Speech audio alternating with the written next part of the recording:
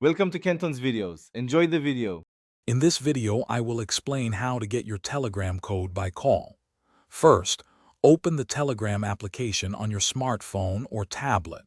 Next, you'll need to enter your phone number into the designated field. It's crucial to double-check that your country code is correct before you tap to proceed. This ensures the verification process starts smoothly and accurately. After entering your number, Telegram typically attempts to send a verification code via SMS. If this SMS code doesn't arrive within about 2 minutes, don't worry.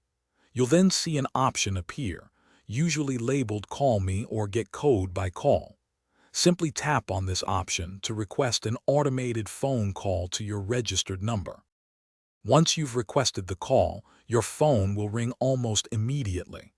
Answer the incoming automated call. An automated voice will then clearly state your 5-digit verification code. Listen carefully and remember these numbers.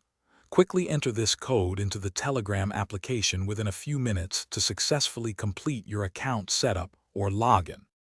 If you encounter any issues, first ensure your phone number is active and capable of receiving calls. Also, verify your device has a stable network connection, either Wi-Fi or cellular data.